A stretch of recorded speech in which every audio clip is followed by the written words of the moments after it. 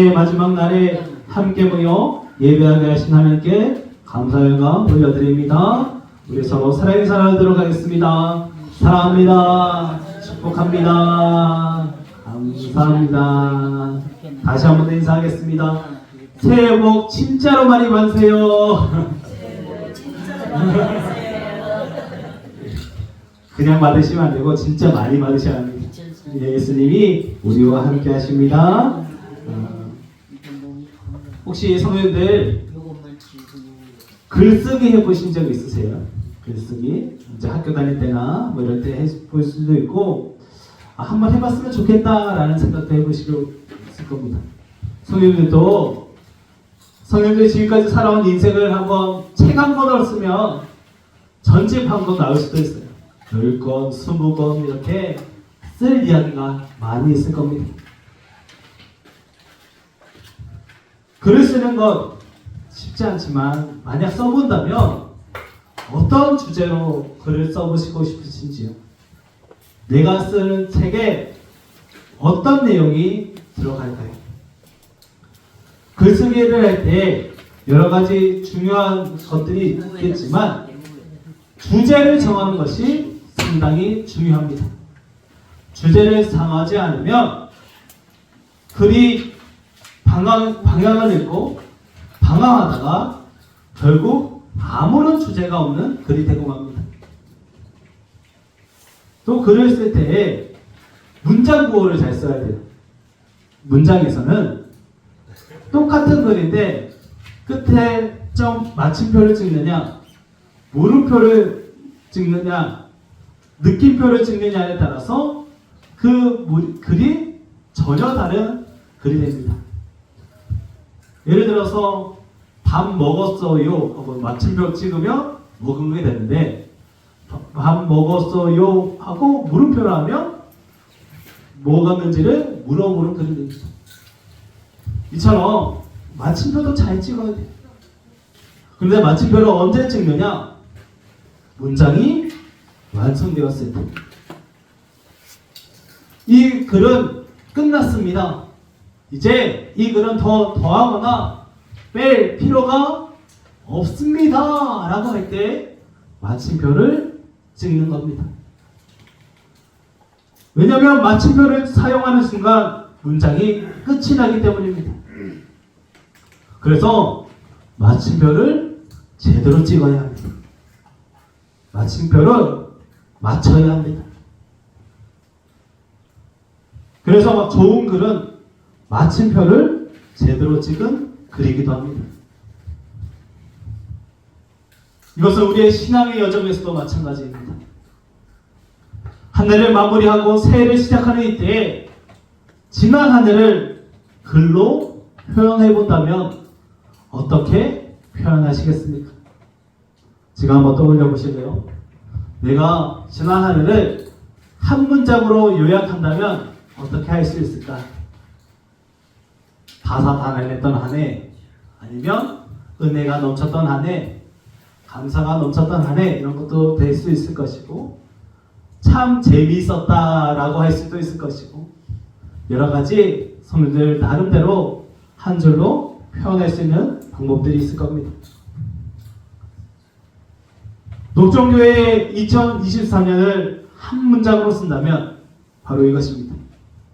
기본으로 돌아가 본이 되는 녹정교회.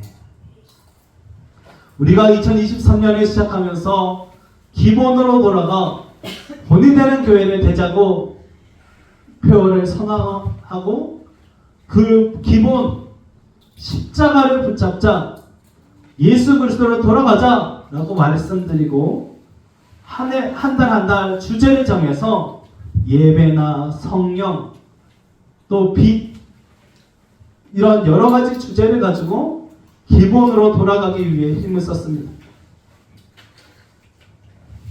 그런데 이렇게 시작하고 살아온 2023년 녹정교회에게 그리고 우리의 성도님들의 신앙 가운데 과연 마침표를 찍을 수 있을까라는 생각을 해보게 됩니다. 마침표를 찍으려면 그 문장이 제대로 되어 있고 완성되어 있고 실수가 없어야 하는데 우리의 2024년은 마침표를 찍을 수 있을 만큼 제대로 된 신앙의 여정을 살아왔는지 누가 봐도 기본으로 돌아갔구나. 저 교회가, 저 권사가, 저 집사가, 저 장로가, 저 목사가 본이 되는구나 라고 할 수 있는 삶을 살았나 싶습니다. 그래서 오늘 말씀을 한번 다시 나눠봅니다. 오늘 말씀은 우리가 2023년 1월 1일에 나누었던 본문입니다. 기억이 안 나시죠? 저도 찾아보고 알았어요. 근데 다시 한 번 더 나눠보는 것은 우리가 다시 한 번 더 이 말씀을 나눠보면서 마침표를 한번 제대로 찍어보려고 해요. 올 한해 신앙으로 마무리하고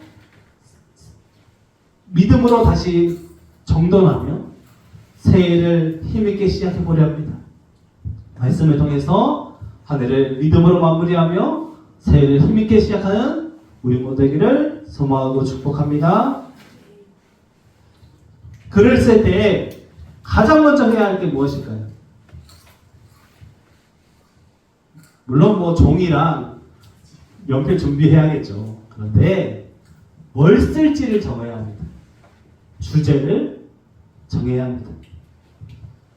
주제도 안 정하고 글을 쓰면 이 얘기 썼다가 저 얘기 썼다가 무슨 얘기 쓴지 모르고 결국에는 포기하게 됩니다. 설교 연구가로 글쓰기 코칭을 사역을 하는 아트설교연구원의 김도인 목사님이라는 분이 계십니다. 목회자의 지성이라고 불리는 분인데 이분이 책 쓰기 나도 할 수 있다 라는 책을 쓰셨어요. 목회자들이나 성도들에게 우리도 한번 글을 한번 써봅시다 하면서 쓴 책인데 그 책 중에 이런 말씀 부분이 있습니다. 컨셉이 책의 가치를 결정한다. 이게 무슨 말이냐? 책의 가치는 그 책이 가지고 있는 주제가 결정한다. 가장 중요하다는 뜻입니다. 우리가 올 한 해를 돌아보며 우리의 삶의 글을 쓴다고 할 때 무엇을 주제로 삼아야 하겠습니까? 성도님들의 삶의 주제는 무엇입니까? 우리의 신앙의 주제는 무엇이어야 됐습니까? 우리가 성도라고 하면서 주제를 잘못 잡고 살아가면 우리의 삶은 방황하게 됩니다. 방향을 잃으면 방황하게 되고 방황하면 방탕하게 됩니다. 그래서 우리는 제대로 된 삶의 글을 쓰기 위해 주제를 분명히 해야 합니다. 그렇지 않으면 세상 사람들과 같은 주제를 정하게 되고 결국 삶이 넘어지고 길을 잃게 됩니다. 갈라디아 교회를 향해 편지를 쓴 사도 바울의 외침도 이와 같습니다.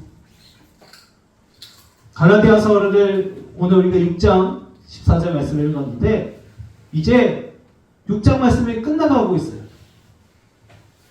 다른 서신서들에서는 이 대목에는 이래서 감사하다, 나는 너희들을 축복한다, 잘 지내라, 곧 다시 만나자, 이런 사람들에게 특별히 고맙다 라는 인사와 안부 그리고 축복, 문안 이런 부분들이 기록된 부분입니다.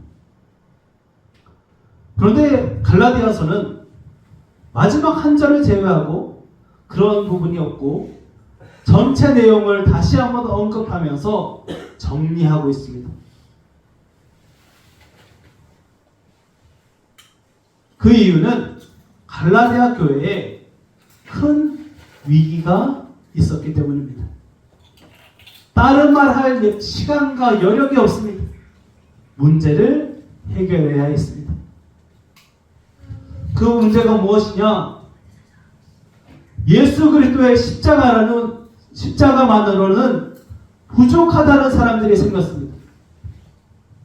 십자가 좋다고, 예수님 십자가 얼마나 귀하냐고. 그런데 그걸로 왠지 불안하지 않냐?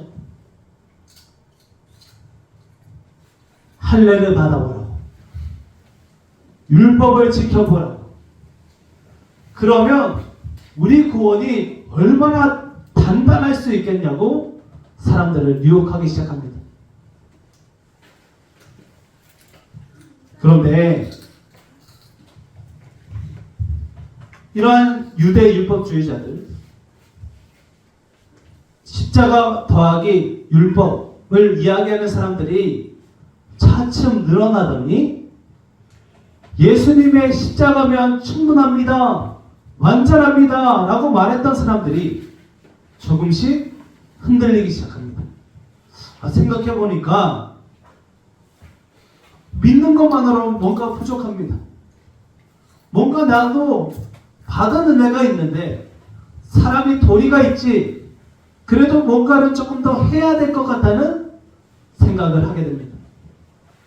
그래도 받은 은혜가 있는데 할례라도 받아볼까? 라는 생각을 하는 거지요. 그러나 사도 바울이 오늘 말씀에서, 그리고 갈라디아에서 계속해서 분명히 말합니다. 예수님의 십자가면 충분합니다. 오직 십자가밖에 없습니다. 십자가만 붙잡으면 되는 줄 믿습니다. 할례와 십자가라는 두 주제 속에 방황하는 갈라디아 교회 성도들에게 십자가밖에 없다고 말하는 것이 오늘 말씀입니다. 십자가면 충분한 줄 믿습니다. 십자가만이 우리가 끝까지 붙들 진리가 됩니다. 녹종교회가 2023년 붙들었던 것도 바로 십자가입니다. 그리고 이 물건이 무슨 의미가 있겠어요? 그냥 물건만 있으면 아무 의미 없습니다. 그 십자가에 달린 예수 그리스도를 바라보시기 바랍니다. 결국 예수님입니다. 십자가를 우리가 가볍게 여겨서는 안 됩니다. 십자가가 우리의 전부라고 여겨지지 않는 순간 십자가를 가볍게 여기게 됩니다. 그저 목에 걸고 다니는 액세서리 정도로 생각하게 된다는 겁니다. 그러나 절대 그래서는 안 됩니다. 십자가는 목에 거는 것이 아니라 등에 지는 것입니다. 십자가가 우리의 전부여야 합니다. 그래서 베이직 교회를 담임하시는 조정민 목사님은 왜 예수인가의 책에서 이렇게 말합니다. 교회는 십자가가 시작이고 출발이고 가정이고 전부입니다. 교회는 제도도 아니고 교단도 아니고 건물도 아닙니다. 교회는 곧 십자가입니다. 할렐루야. 우리 녹종교회는, 우리 성도님들은 어떤 주제로 살고 계십니까? 삶의 주제가 무엇입니까? 오직 십자가여야 합니다. 우리의 신앙의 주제는 오직 십자가의 예수님만이 우리의 모든 것이어야 한다는 것을 기억하시기 바랍니다. 결국 십자가밖에 없습니다. 그래야 우리는 마침표를 찍을 수 있습니다. 우리의 삶의 글, 신앙의 글을 읽고 나서 사람들이 다른 것은 발견하지 못하더라도 십자가는 발견할 수 있어야 합니다. 오직 십자가입니다.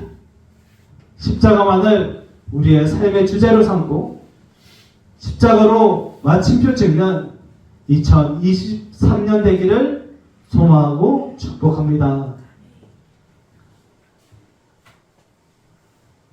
글을 쓸 때 주제가 정해졌다면 이제 내용을 써가야 합니다.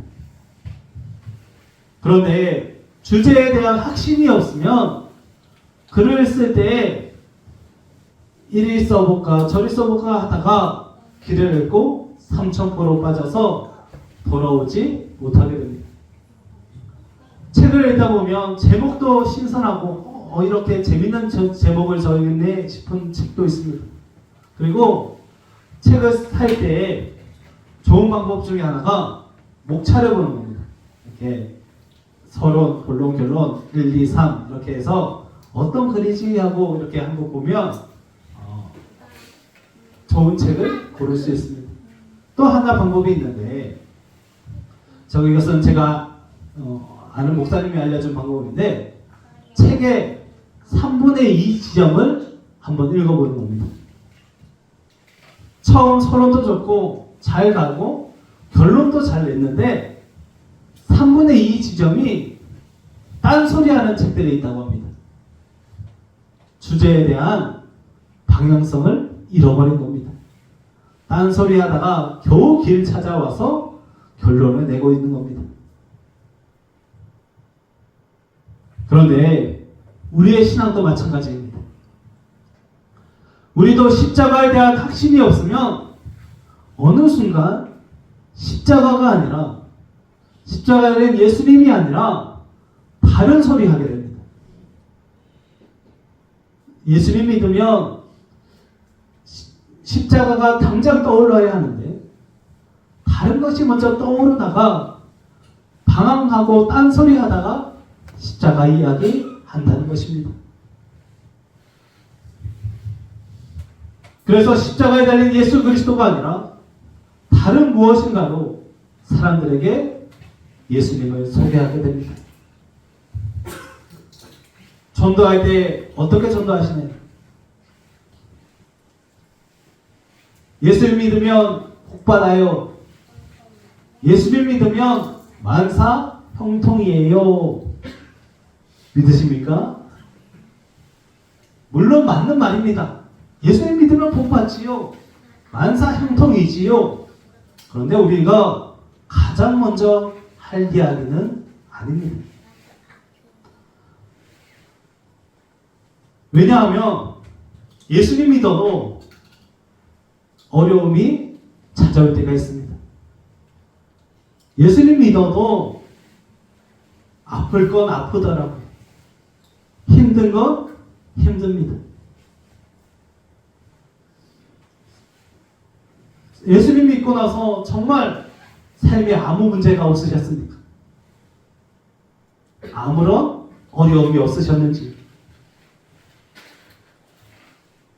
그러신 분이 있다면 정말 부럽습니다. 성령들보다 삶의 연수가 많지 않은 저도 많은 어려움이 있었는데 성령들은 오죽했겠습니까? 질병의 문제도 있을 것이고 관계의 문제도 있을 것이고 여러 가지 어려움이 있으셨을 겁니다. 그래서 세상의 기준으로 보면 우리에게 어려움이 찾아온 것을 설명할 방법이 없습니다. 예수 믿으면 복 받는다면서요.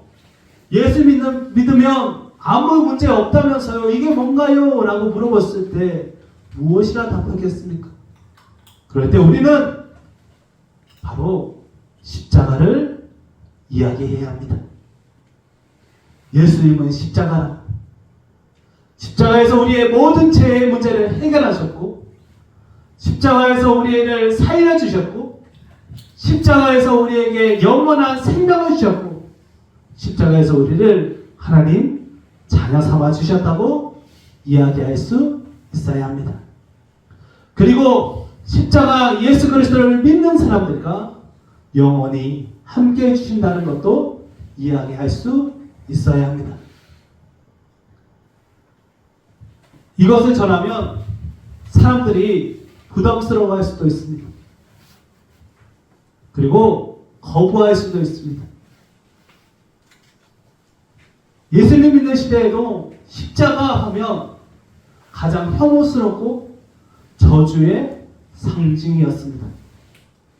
그런데 예수님이 그 혐오와 저주의 상징이었던 십자가를 정반대의 도구로, 구원의 도구로 사용하셨습니다. 그래서 사도 바울은 이렇게 말합니다. 우리는 십자가에 못 박힌 그리스도를 전하니 유대인에게는 거리끼는 것이요 이방인에게는 미련한 것이로되 오직 부르심을 받은 자들에게는 유대인이나 헬라인이나 그리스도는 하나님의 능력이요 하나님의 지혜니라. 할렐루야. 예수님은 십자가를 선택하셨습니다. 세상이 보기에는 미련해 보이고 어리석어 보일지라도 그 어리석고 미련한 십자가를 택하셔서 우리를 살리시고 구원해 주셨습니다. 그래서 우리는 십자가만 자랑해야 합니다. 자랑할 거 많지요. 예수님 자랑할 거 얼마나 많습니까? 오병이어 기적도 있고 죽은 자를 살린 것도 있고 병든 자를 치유해 주신 것 이야기도 있고 무리를 걸으신 사건도 있고 그런데 그것은 다 십자가를 향하고 있습니다. 그래서 우리는 십자가만 붙잡았고 자랑해야 합니다.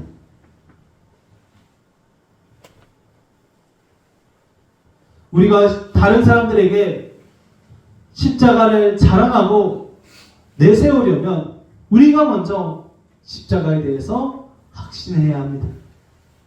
십자가밖에 없다는 것을 굳게 믿으시기 바랍니다. 이것이 하나님의 지혜입니다. 이것이 하나님의 능력입니다. 십자가가 고통스럽고 무거운 것 같지만 이 십자가를 통해 2000년 넘는 시간 동안 믿음이 전해지고 있습니다. 그리고 교회가 세워지고 있습니다. 십자가만 사랑했더니 교회가 굳건해지고 믿음이 전해지며 영혼은 구원을 얻었습니다. 십자가를 확신하시기 바랍니다. 십자가를 붙잡으시기 바랍니다. 십자가를 자랑하시기 바랍니다. 그렇게 교회는 세워지고 영혼은 구원을 얻습니다. 그때 우리는 참된 자유를 얻습니다. 참된 기쁨을 누립니다. 참된 자랑을 하게 됩니다. 오직 십자가입니다. 오직 십자가만을 붙잡고 십자가만을 자랑하는 우리의 삶이 되기를, 앞으로의 삶이 되시기를 소망하고 축복합니다. 이제 주제를 정했습니다. 십자가입니다. 내용도 정했습니다. 십자가를 자랑하겠습니다 라고 했습니다. 이제 끝일까요? 글을 쓰고 글을 마치며 마침표를 찍었다고 해서 끝이 아닙니다. 이제 그 글을 살아내야 글이 진정한 힘을 발휘할 수 있습니다. 아무리 좋은 글을 쓰고 큰 감동을 주었다고 해도 삶을 제대로 살아내지 못하면 아무런 힘을 발휘할 수 없습니다. 서로 사랑합시다 라는 글을 써놓고 나가자마자 멱살 잡고 싸우면 사람들이 아 저게 사랑이구나 하지 않습니다. 몇 해 전 무소유를 이야기하며 많은 책을 출간하고 강연을 했던 해민이라는 승이 있었습니다. 인기도 많았습니다.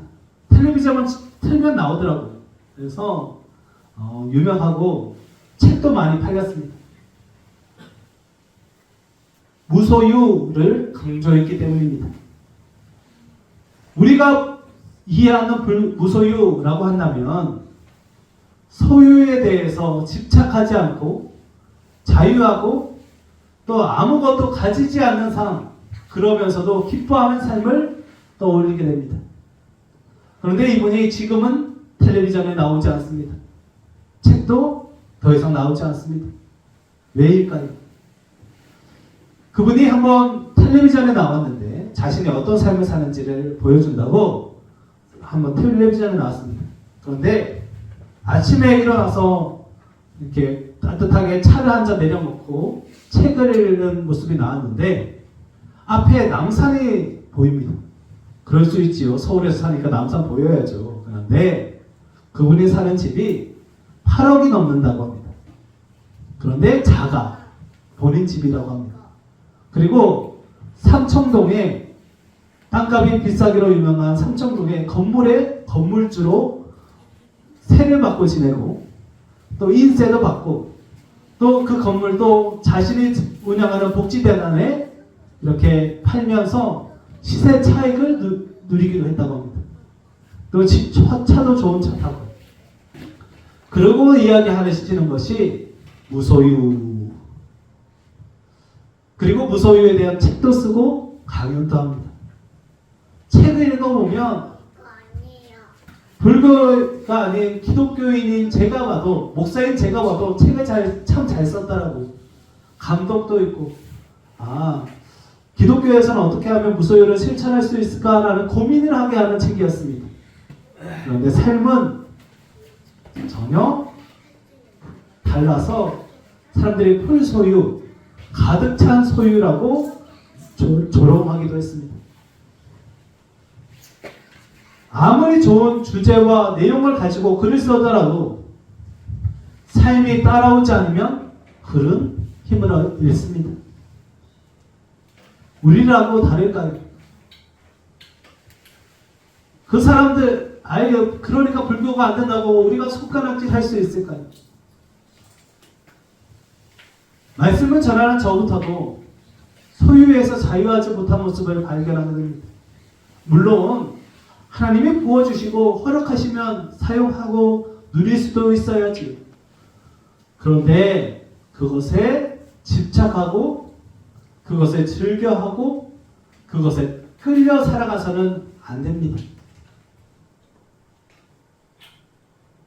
우리가 사랑과 축복을 전하는 믿음의 사람이라고 말하면서 정작 삶에서는 세상과 다르지 않았음을 돌아보게 됩니다. 회개하게 됩니다. 제가 부임하고 이후로 매 예배 때마다 고백하는 것이 있습니다. 사랑합니다. 축복합니다. 그런데 우리 정말 사랑하고 있나요?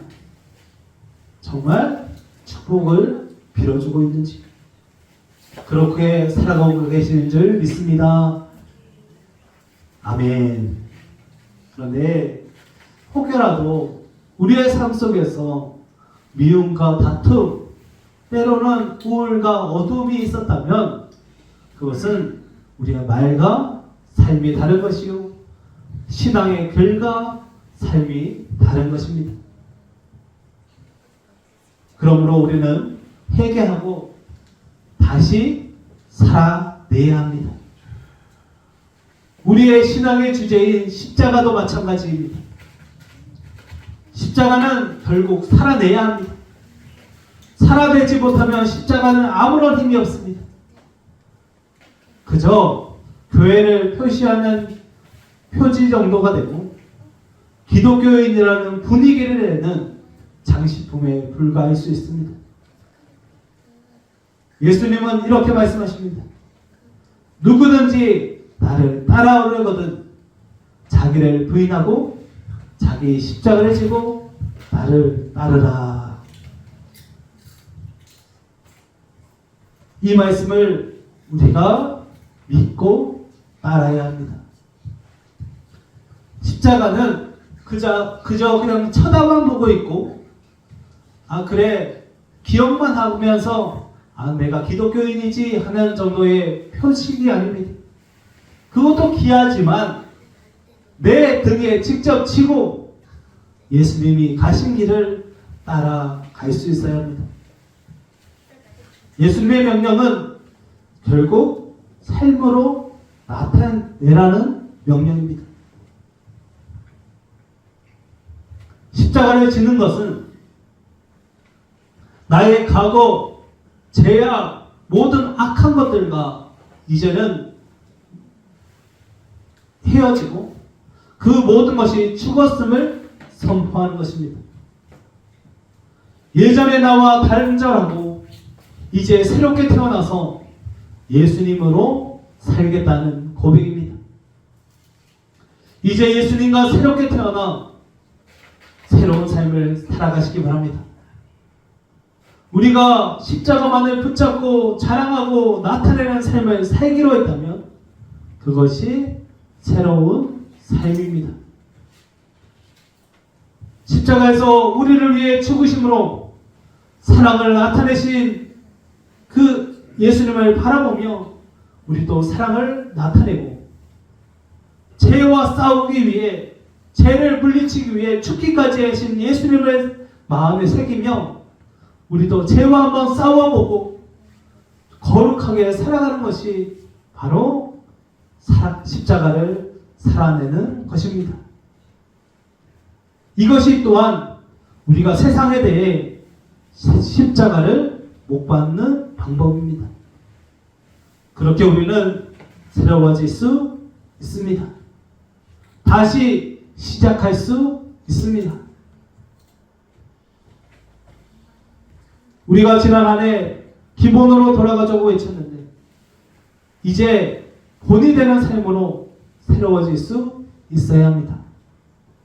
그렇게 십자가만 붙잡고 살아갈 때 우리는 이렇게 이야기할 수 있습니다. 이전 것은 지나갔으니 보라 새 것이 되었도다. 그 방법은 바로 십자가입니다. 십자가만 바라보시기 바랍니다.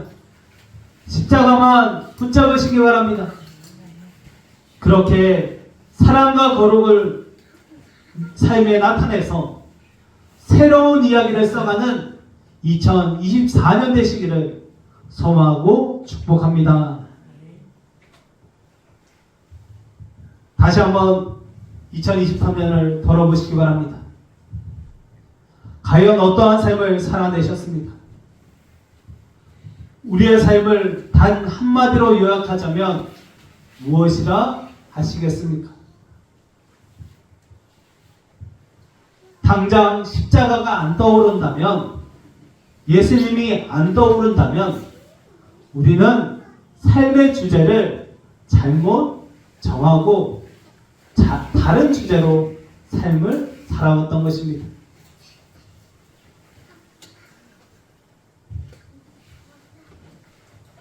세상에서는 돈이나 명예, 권력, 건강, 관계, 평안, 세상이 주는 평안, 그런 것들을 이야기하지만 성경에서는, 그리고 예수님은 그런 것을 이야기하지 않으십니다.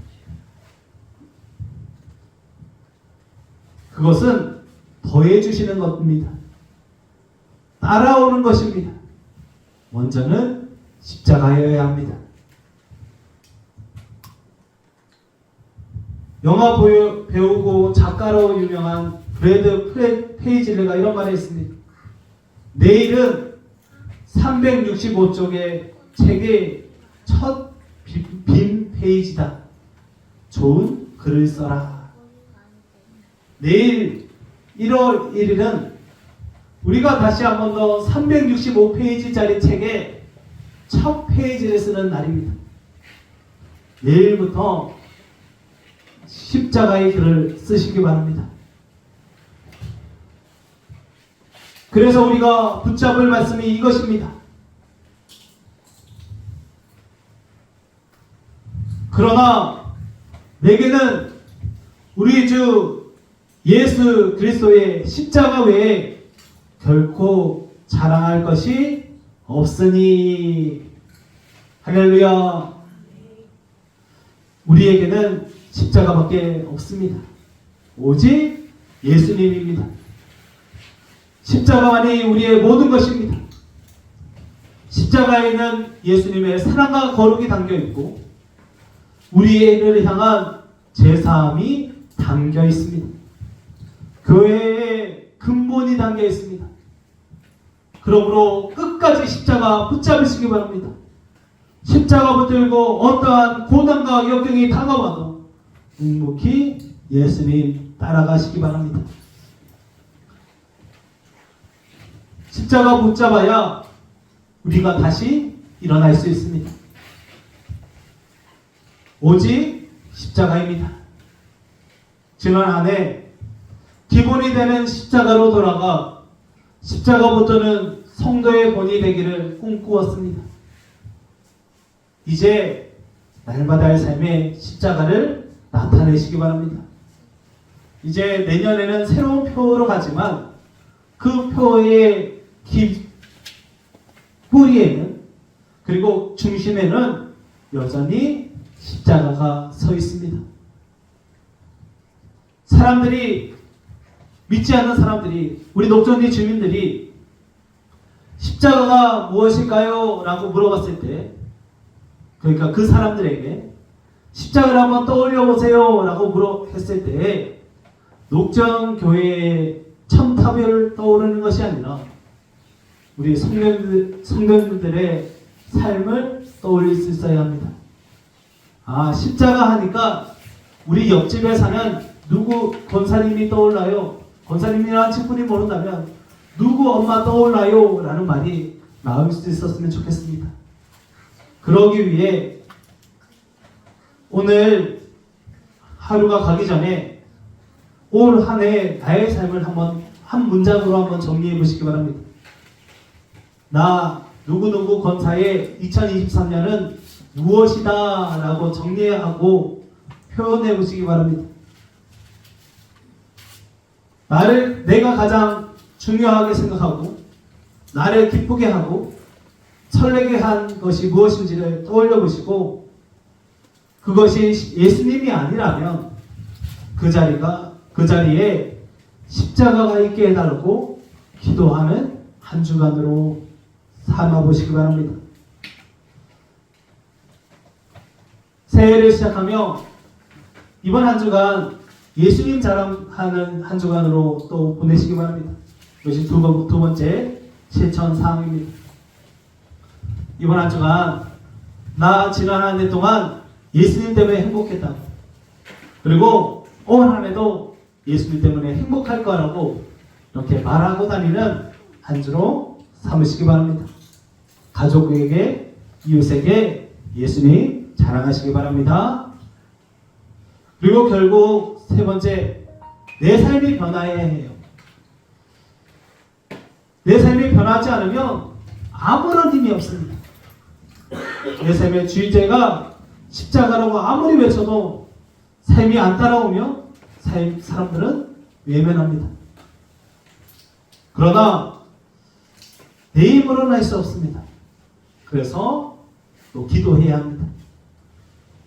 오늘 돌아가셔서 그리고 한 해를 마무리하고 새해를 시작하면서 이렇게 기도하시기 바랍니다. 하나님, 2024년에도 사랑으로 살게 하소서. 하나님, 2024년 거룩하게 하소서. 이 두 가지 기도의 제목을 또 기도하다 보면 자연스럽게 십자가가 떠오르실 겁니다. 이렇게 두 가지의 기도로 새해를 시작하기를 소망합니다. 결국 예수님입니다. 십자가에서 우리를 살리시고 구원하신 예수님, 그 예수님을 바라보며 참된 기쁨을 누리시기 바랍니다. 십자가의 예수님만 자랑하시기 바랍니다. 그래야 우리의 삶에, 그리고 2023년에 마침표를 제대로 찍을 수 있습니다. 그리고 이렇게 찬양하시기 바랍니다. 십자가 십자가 내가 처음 볼 때 나의 마음의 큰 고통 사라져 오늘 믿고서 내 눈 밝았네 참 내 기쁨 영원하도다 십자가 십자가 내가 처음 볼 때 나의 마음의 큰 고통 사라져 오늘 믿고서 내 눈 밝았네 참 내 기쁨 영원하도다 오직 내 삶의 십자가만이 주제가 되고 자랑이 되는 2023년 그리고 2024년 되기를 주님의 이름으로 소망하고 축복합니다. 기도하겠습니다. 오늘은 축도로 마칩니다. 축도로 마치고 나서 함께 2024년을 기대하면서 통성으로 기도하는 시간을 가집니다. 그때 한 분씩 한 가정씩 앞으로 이렇게 나와 주시기 바랍니다. 그러면 제가 가정을 위해서 기도하는 시간을 갖고 말씀 카드가 준비되어 있는데 가정을 위해서 나눠드리도록 하겠습니다. 그렇게 새해를 맞이하도록 하겠습니다. 한 해를 마무리하고 새해를 맞이합니다. 기도하겠습니다. 사랑하는 어머니신 아버지 하나님 참 감사합니다. 주의 은혜로 오늘 살게 하시고 새해를 한 해를 마무리하고 새해를 맞이하게 하시니 참 감사합니다. 주님 2023년 은혜로 살았습니다. 이제 2024년은 더욱 은혜로 살 수 있도록 인도하여 주시옵소서. 주님 감사합니다. 주님 행복합니다. 십자가 예수님 붙잡게 하시고 십자가에 달리신 예수님을 의지하게 하시고 십자가에 달리신 예수님을 따라 나도 십자가 지게 하여 주시옵소서. 지금은 우리 주 예수 그리스도의 크신 은혜와 하나님 아버지의 지극하신 사랑하심과 성령 하나님의 감화감동 교통 역사하심이 내 삶의 주제를 오직 십자가로 정하기를 소원하며 십자가 의지하기를 다짐하는 십자가 따라가기를 살아내기를 소망하는 이 자리에 있는 모든 성도들 머리 위에 그들의 영혼 위에 이 자리를 꿈꾸지만 함께하지 못한 성도들과 모든 한우들과 모든 성도들의 자녀들의 삶의 자리까지도 그리고 2023년의 마지막까지 그리고 2024년의 모든 순간에도 이제부터 영원토록 함께 하시기를 간절히 축원하옵나이다. 아멘.